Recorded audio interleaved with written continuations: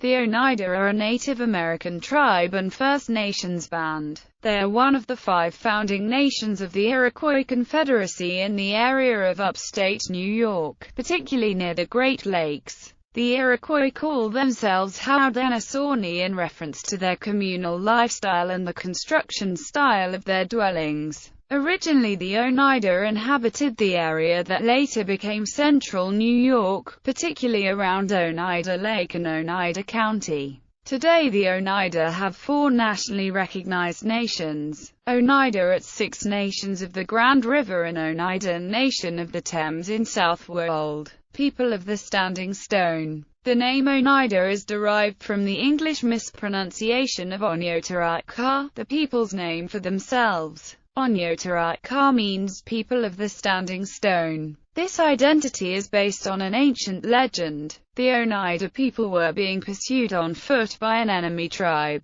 As their enemies chased the Oneida into a clearing within the woodlands, they suddenly disappeared. The enemy could not find them, and so it was said that the Oneida had shapeshifted into the stones that stood in the clearing. As a result, they became known as the people of the Standing Stone. Older legends have the Oneida people identifying as the Big Tree people. Not much is written about this. Iroquoian elders would have to be consulted on the oral history of this identification. The association may correspond to Iroquoian concepts of the Great Tree of Peace and the associated belief system of the people. Individuals born into the Oneida Nation are identified according to their spirit name, or what may be called an Indian name, the clan, and their family unit within a clan. The people have a matrilineal kinship system, and children are considered to be born into the mother's clan, through which descent and inheritance passes. Each gender, clan, and family unit within a clan has particular duties and responsibilities in the tribe. Clan identities go back to the creation story of the Onyotaraka peoples. The people identify with 3 clans: the wolf, turtle or bear clans. Children take their social status from their mother's clan. Because of this, her eldest brother is a significant figure for the children, especially boys. He supervises the boys' passage into adulthood as men. History. Homeland boundaries during the early 17th century. The Oneidas occupied and maintained roughly 6 million acres of land in what is modern-day central New York State. On September 4, 1784, the governor of New York, George Clinton, requested from the Oneidas the borders of their land. The Oneidas replied with their easterly borders. At the Treaty of Fort Stanwix in 1786, the Oneidas eastern border was formally established with Sir William Johnson. American Revolution. The Oneida, along with the 5 other tribes of the Iroquois Confederacy, initially maintained a policy of neutrality in the American Revolution. This policy allowed the Confederacy increased leverage against both sides in the war, because they could threaten to join one side or the other in the event of any provocation. Neutrality quickly crumbled, however. The preponderance of the Mohawks, Senecas, Cayugas, and Onondagas sided with the Loyalists and British. For some time, the Oneidas continued advocating neutrality and attempted to restore consensus among the 6 tribes of the Confederacy. But ultimately the Oneida, as well, had to choose a side. Because of their proximity and relations with the rebel communities, most Oneida favored the colonists. In contrast, some of the pro-British tribes were closer to the British stronghold at Fort Niagara. In addition, the Oneida were influenced by the Presbyterian missionary Samuel Kirkland, who had worked among them since 1764. A number of Oneida were baptized as Christians in the decade before the Revolution. Kirkland worked to help them with education and their struggles with alcohol. Through relations with him, many began to form stronger cultural links to the colonists. The Oneida officially joined the rebel side and contributed in many ways to the war effort. Their warriors were often used to scout on offensive campaigns and to assess enemy operations around Fort Stanwix. The Oneida also provided an open line of communication between the rebels and their Iroquois foes. In 1777 at the Battle of Oriskany, about 50 Oneida fought alongside the colonial militia. This included Tionagenagan and her husband Hanyeri. Many Oneida formed friendships with Philip Schuyler, George Washington, the Marquis de Lafayette, and other prominent rebel leaders. Polly Cooper was an Oneida woman who traveled to Valley Forge, Pennsylvania in 1777 during the American Revolution. Under Chief Shenandoah's leadership, the Oneidas brought bushels of maize to General George Washington's starving Patriot Army. Cooper showed Washington's people how to properly cook and eat the corn. Washington's intentions were to pay cash to Cooper for her generosity, but she refused to accept compensation because she said it was her duty to serve her country. As a token of appreciation, Martha Washington, wife of George Washington, brought Cooper to Philadelphia and bought her a shawl, hat, and bonnet. These men recognized the Oneida contributions during and after the war. The U.S. Congress declared, "Sooner should a mother forget her children, than we should forget you."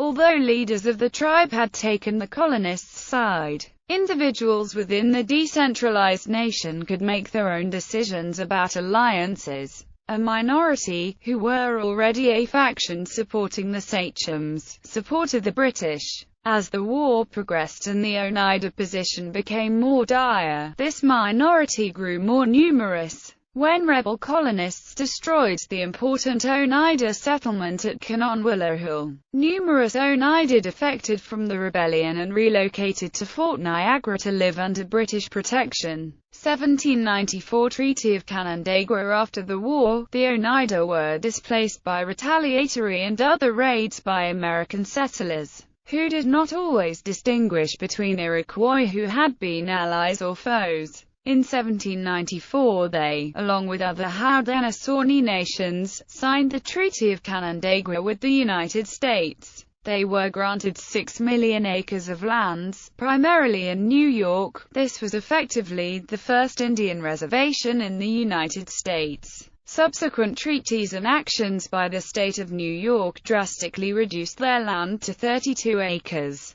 1838 Treaty in Wisconsin. Essentially the Oneida had to share land at the Onondaga Reservation and did not have land to call their own. In the 1820s and 1830s many of the Oneida remaining in New York relocated to Wisconsin, where they were allowed to buy land, and to Canada, because the United States was pressing for Indian removals from eastern states. Settlers kept encroaching on them. In 1838, Daniel Bread helped negotiate a treaty for the Oneida in Wisconsin by which they asserted their intention to hold their piece of land communally. The amount of land had been reduced by the U.S., as had happened to the Menominee Stockbridge Indians. Oneida land claims. Cornelius Hill succeeded Bread at the latter's death in 1873, and for decades fought further relocation of the Oneida, as well as privatization of common lands pursuant to the Dawes Act of 1887, which allowed such after a 25-year trust period.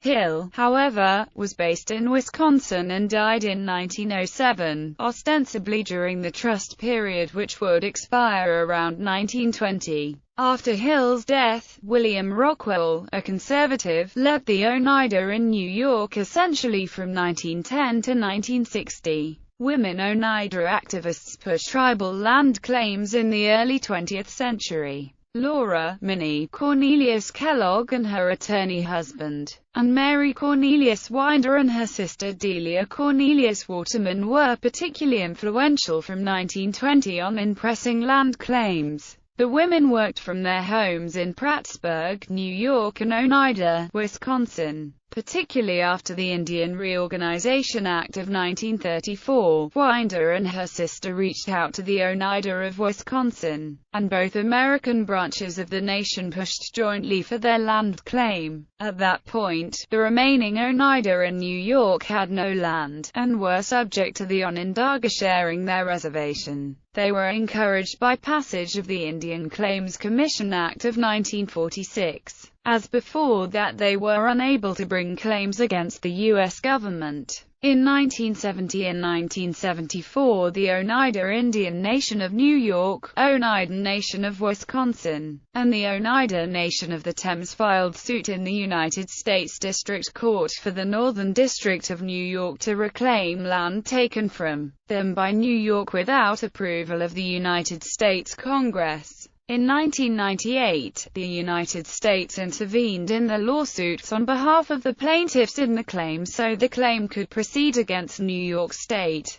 The state had asserted immunity from suit under the 11th Amendment to the United States Constitution. The defendants moved for summary judgment based on the U.S. Supreme Court's decision in City of Sherrill v. Oneida Indian Nation and the Second Circuit U.S. Court of Appeals decision in Cayuga Indian Nation v. New York on May 21, 2007. Judge Khan dismissed the Oneida's possessory land claims and allowed the non-possessory claims to proceed. More recent litigation has formalized the split. It defines the separate interests of the Oneida tribe who stayed in New York and those who relocated to Wisconsin. Diet.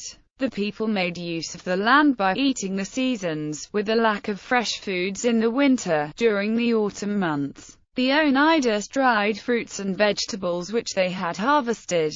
They also preserved meats in a brine or salt solution, and then hung them to dry. During the fall they would eat deer, geese, duck and raccoon. Feasting on those meats would store fat which would help them survive during the winter. The Oneida's diet also consisted of nuts such as hickory nuts, black walnuts, butternuts, and chestnuts. The nuts added protein and fat that were needed to make it through the winter. They also dried wild rice, which grew in swamplands. The wild rice was a source of complex carbohydrates. When spring rolled around, the snow began to melt and the region became warm. The Oneida's diet would change. They would boil down and eat wild onions, leeks, milkweeds, and dandelions. Spring was also when the fishing season began. The fish in their diet consisted of trout, bullhead, sheephead, walleye, pike, bass, and salmon. Also during the spring months, maple trees provided sap that would be collected, then boiled down to make syrup and hard candy. The maple candy would be used for consumption in this form or saved for later to flavor foods.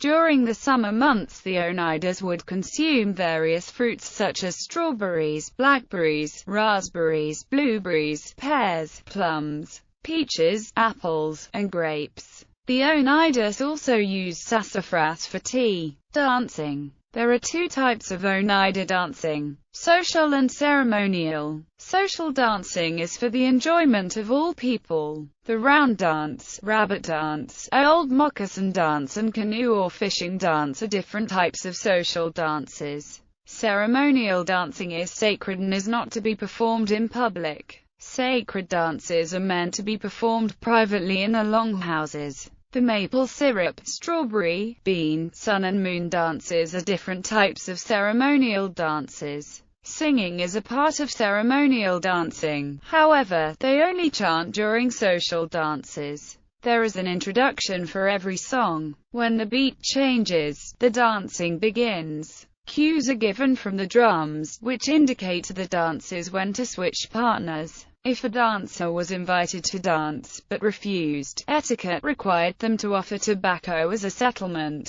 Oneida Nation of Wisconsin. The Oneida Nation of Wisconsin is a sovereign nation, enjoying the same tribal sovereignty as all federally recognized Indian tribes in the United States. Theirs is a limited sovereignty. The tribes are recognized as domestic dependent nations within the United States, but to the degree permitted by that sovereignty. They are an independent nation outside state law. The tribe's sovereignty means the state of Wisconsin is limited in the extent to which it can intervene legally in tribal matters. Recognized Oneida nations. Oneida Indian Nation in New York, Oneida Nation of Wisconsin, in and around Green Bay, Wisconsin, Oneida Nation of the Thames in Southwold, Ontario, Oneida at Six Nations of the Grand River, Ontario. Notable Oneida: Alia, American recording artist, of Oneida and African-American descent.